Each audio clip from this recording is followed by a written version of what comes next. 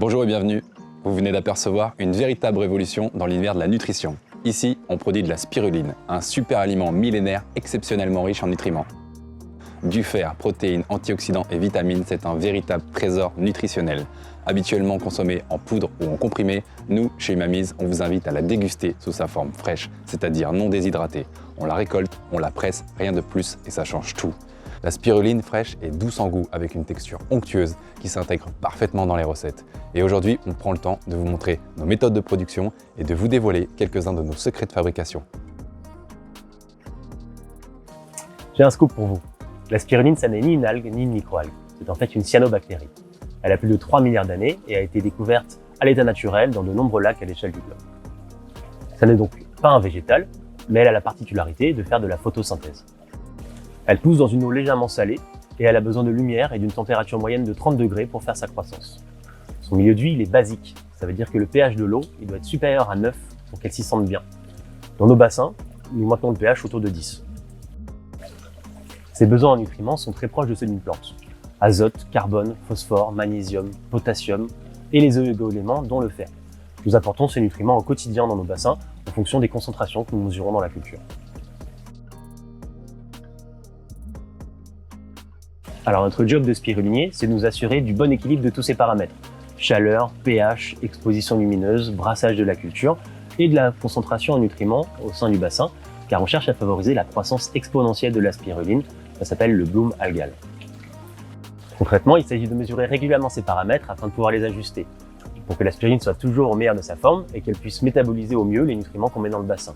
L'idée, c'est que ces nutriments ils se retrouvent dans le produit que vous allez consommer. En plus de ces mesures, ce qui nous prend le plus de temps au quotidien, c'est le nettoyage. Et oui, pour obtenir une spiruline propre et saine, il faut que le bassin soit propre et sain. On nettoie donc régulièrement les parois du bassin et surtout on nettoie le milieu de culture en continu grâce à cette machine qui s'appelle un écumeur de protéines. Que fait cet écumeur? Il fait la même chose que vous quand vous nettoyez les mains avec du savon. Il produit un bullage fin qui est mis au contact du milieu de culture. Et de la même manière que vos bulles de savon, les bulles d'air, elles sont tensioactives, ça veut dire qu'elles vont accrocher la matière organique, le gras, tout ce qu'on souhaite enlever de la culture. Alors dans notre métier, on dépend beaucoup de la météo, en particulier quand on ne chauffe pas ou qu'on n'éclaire pas artificiellement les bassins. Mais si on fait bien notre travail, la concentration de la spiruline augmente dans le bassin et on est en mesure de récolter tous les jours, ou presque. Notre exploitation est située en Occitanie, à côté de Pézenas dans l'Hérault, et le climat d'ici nous permet de récolter d'avril à octobre. Alors la récolte, c'est un travail de filtration. Il s'agit de séparer la spiruline du milieu de culture et de renvoyer le milieu de culture au bassin, puisque celui-ci contient encore plein de nutriments. Chez Umamiz, nous faisons ce travail de filtration en douceur, au moyen d'une invention que nous avons appelée la velouteuse, et qui permet de concentrer la spiruline tout au long de la nuit grâce à un filtre technique avec une maille de 20 microns. On la récupère au petit matin, au pied du bassin. C'est notre petite routine de spirulinier.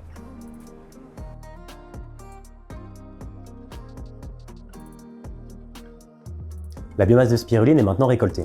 Notre travail consiste à la conditionner rapidement afin qu'elle soit parfaitement préservée dans son emballage final.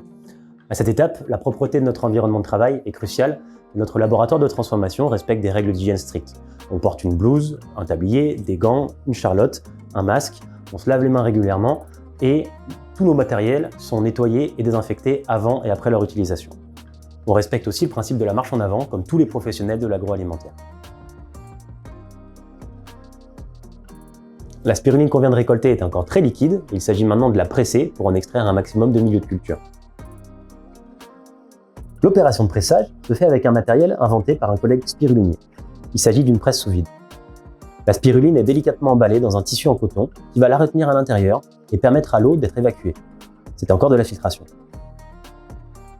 L'étape de pressage dure 15 à 20 minutes et quand on ouvre la valise, on obtient une pâte ferme et savoureuse. Et ça, mes amis, c'est de la spiruline fraîche.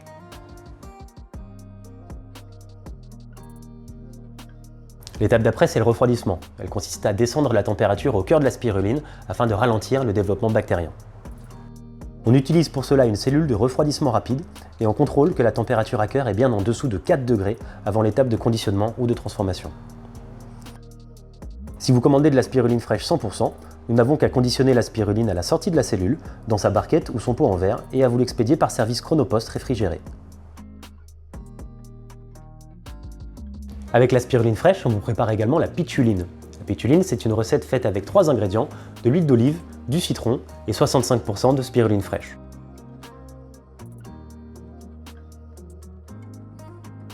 Vous êtes amateur de jus de fruits et de smoothies et vous souhaitez pouvoir savourer la spiruline fraîche toute l'année, et bien dorénavant, c'est possible grâce à nos palets givrés.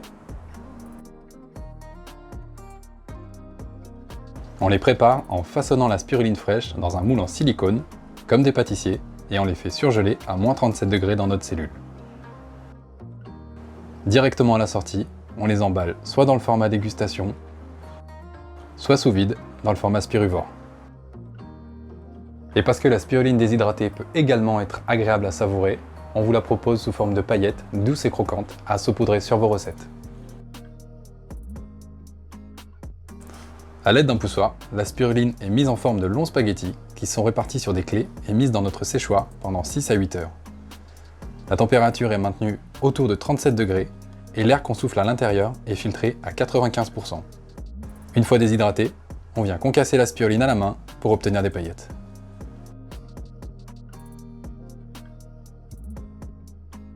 Si vous voulez en savoir plus, n'hésitez pas à faire un tour sur notre site web ou venir faire un détour par notre ferme. En attendant, restez branchés et à bientôt.